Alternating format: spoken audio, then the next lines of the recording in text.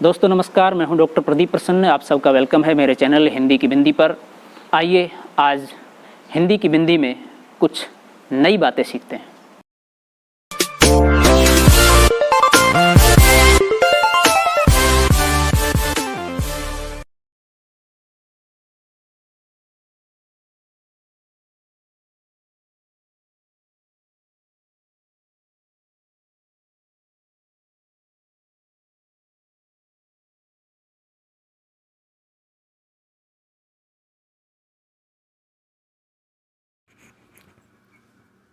विद्यार्थियों, आज की वीडियो में बना रहे हैं कक्षा 11 की हिंदी पाठ्यपुस्तक अंतरा के खंड काव्य के पाठ 2 मेरो तो गिरधर गोपाल दूसरों ने कोय और पग घुंघरू बांध मीरा नाची रे।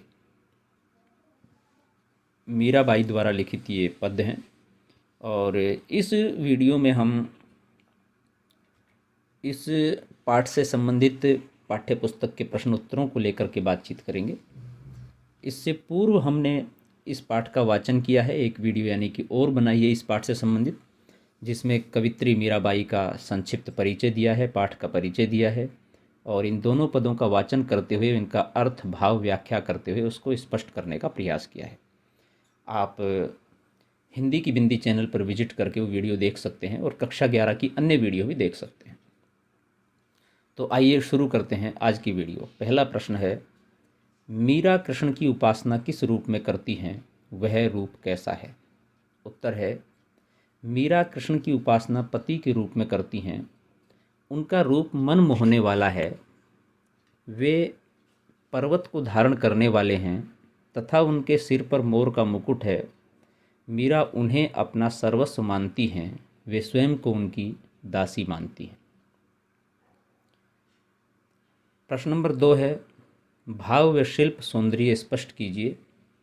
कै असुवन जल सींची सींची प्रेम बेली बोई, अबत बेली फैली गई आनंद फल होई। और ख दूध की मथनिया बड़े प्रेम से बिलोई, दधी मथी घृत काढ़ी लियो डारी दई छोई। कै का भाव सौंदर्य इस प्रकार है, उत्तर इस प्रकार है। प्रस्तुत पंक्तियों में मीरा यह स्पष्ट कर रही हैं कि कृष्ण से प्रेम करने का मार्ग आसान नहीं है। इस प्रेम की बेल को सींचने, विकसित करने के लिए बहुत से कष्ट उठाने पड़ते हैं। वह कहती हैं कि इस बेल को उन्होंने आंसुओं से सींचा है। अब कृष्ण प्रेम रूपी यह लता इतनी विकसित हो चुकी है कि इस पर आनंद के फल लग रहे हैं, अर्थात वे भक्ति भाव में प्रसन्न हैं। सांसारिक दुख अब उनका कुछ भी नहीं बिगाड़ पाते। शिल्प सौंदर्य की बात करें तो राजस्थानी मिश्रित ब्रजभाषा में सुंदर अभिव्यक्ति है। सांग रूपक अलंकार का प्रयोग है, जैसे प्रेम बेली, आनंद फल, असुवन जली, सींची सींची में। सींची सींची में पुनरुक्ति प्रकाश अलंकार है, अनुप्रास अलंकार भी है, बेली बोई गेता है। ईश्वर की भक्ति में या किसी के प्रति भी अनुराग जब है तो अनेक प्रकार के कष्ट संकट आते हैं, लेकिन जब अनुराग में व्यक्ति पूर्णतः डूब जाता है तो उसके बाद उसको आनंद की, सुख की प्राप्ति होती है। तो वैसा ही भाव यहाँ पर मीरा के इस पद से प्रकट हो रहा है।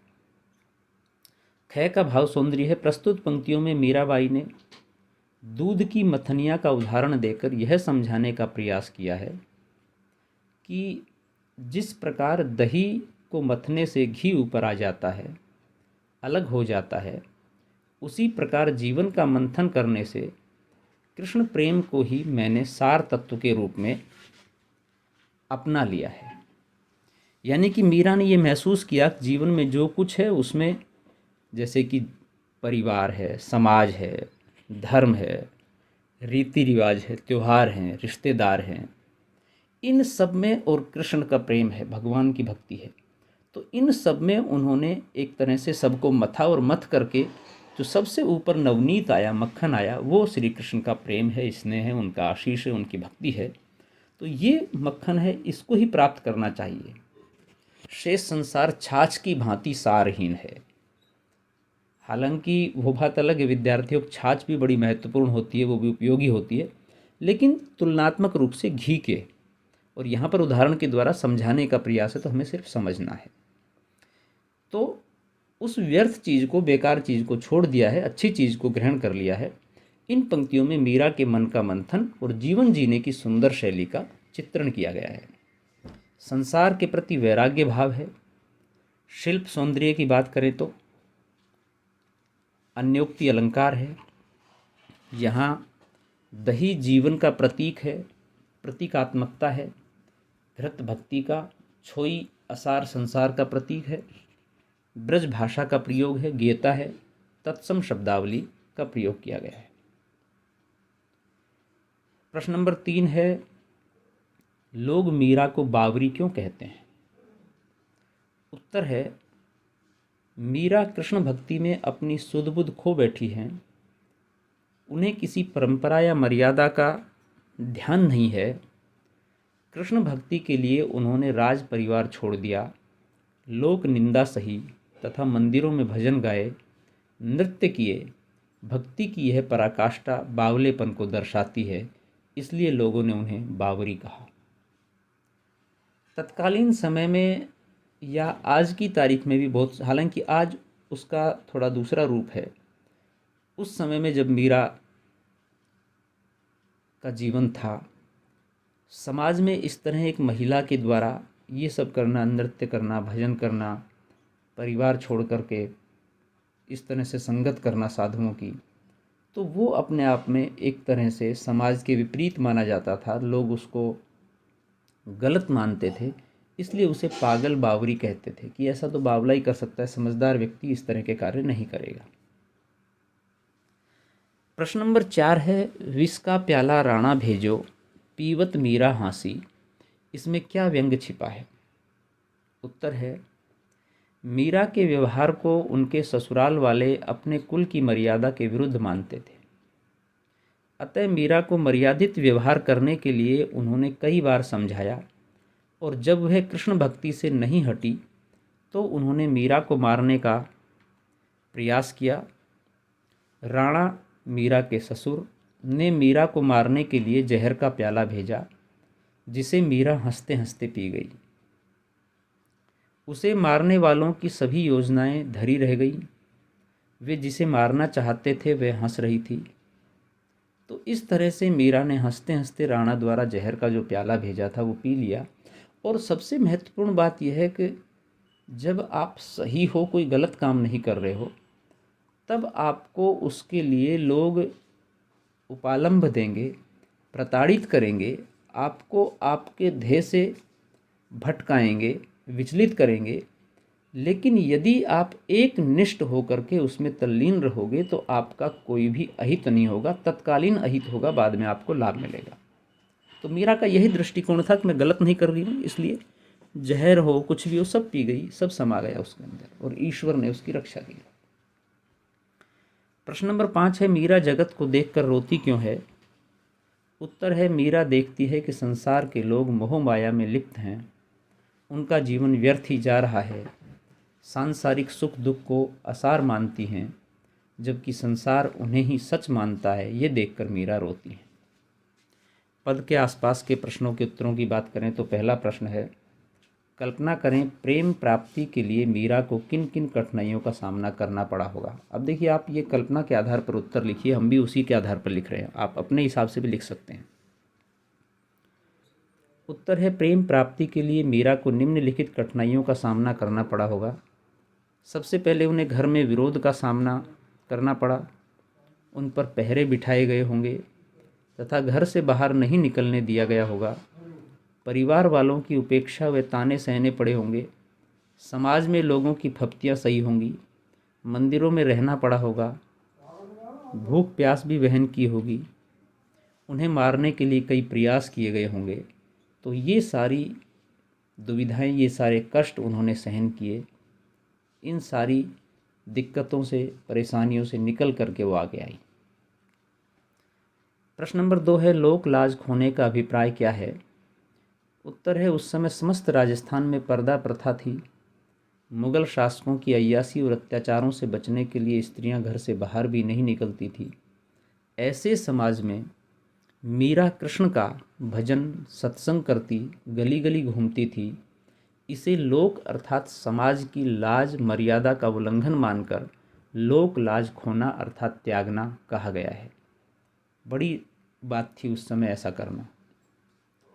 प्रश्न नंबर 3 है, मीरा ने सहज मिले अविनाशी क्यों कहा है, इसका क्या तात्पर्य है?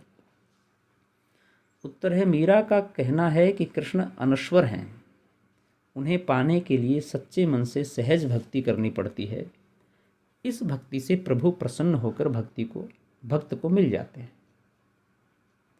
प्रश्न नंबर 4 है, लोग कहें मीरा भई बावरी, न्यात कहे कुलनासी। मीरा के बारे में लोग, समाज और न्यात यानी कि कुटुंब की ऐसी धारणा क्यों है? उत्तर है, समाज मीरा के भक्ति भाव को समझ न सका। संसारी ने धन दौलत, राजमहल, आभूषण, 56 प्रकार के भोजन, राजसी सुख आदि को सब कुछ माना था जो संसारी है उसने। उन्हें छोड़कर मीरा गलियों में भटक रही है, जबकि मीरा संसारी नहीं, मीरा भक्ति में बावरी है, भक्ति करना चाहती है, भक्त है। तो उन्होंने ये सारी चीज़ें त्याग दी और लोगों ने इसे पागलपन कहा। यह पागलपन ही तो है कि चित्तौड़ में राजमहल छोड़कर मंदिर में रहने लगी, फिर वृंदावन में भटकी और कृष्ण की आज्ञा से द्वारका आई। इसे लोगों ने पागलपन माना। न्यात ने कहा कि राजघराने का वंश चलाने के लिए मीरा ने सांसारिक धर्म को पूरा नहीं किया, इसलिए मीरा कुल का नाश करने वाली कहलाई। मीरा कृष्ण के प्रेम के सामने संसार को कुछ नहीं मानती या तुच्छ मानती है। तो विद्यार्थियों, ये थी आज की वीडियो। मेरे तो गिरधर गोपाल और दूसरों ने कोय इस पाठ से संबंधित प्रश्नों के उत्तरों को लेकर के वीडियो यहाँ संपन्न होती है। वीडियो आपने पूरी देखी, इसके लिए आपका बहुत बहुत आभार। आशा करते हैं वीडियो आपके लिए लाभान्वित होगी और इसको आप देख करके, समझ करके अपनी परीक्षा की तैयारी करेंगे, साथ ही साथ चीज़ों को समझने का प्रयास करेंगे। यदि आपको वीडियो अच्छी लगी तो इसे लाइक करें, शेयर करें, कमेंट्स करें, और अन्य वीडियो देखना चाहते हैं इसी तरह की तो आप हिंदी की बिंदी चैनल को सब्सक्राइब ज़रूर कर लीजिए। साथ ही साथ आप बेल आइकॉन को भी दबा लीजिए ताकि आपके पास अन्य वीडियो जो बने उसकी सूचना आ जाए। और इस वीडियो को लेकर के या किसी अन्य टॉपिक को लेकर के, हिंदी भाषा, हिंदी साहित्य, हिंदी व्याकरण के, यदि आप किसी परीक्षा की तैयारी कर रहे हैं, किसी टॉपिक कोई समझ में नहीं आ रहा है, उसे पढ़ना चाहते हैं बेहतर तरीके से, तो हमने बहुत सारी वीडियो बना रखी हैं। फिर भी आप हमें कमेंट्स बॉक्स के माध्यम सूचित करें, हम आपकी समस्या का समाधान करने का प्रयास करेंगे। आज के लिए इतना ही। नेक्स्ट वीडियो में नेक्स्ट टॉपिक के साथ फिर मिलते हैं, तब तक के लिए शुक्रिया, नमस्कार।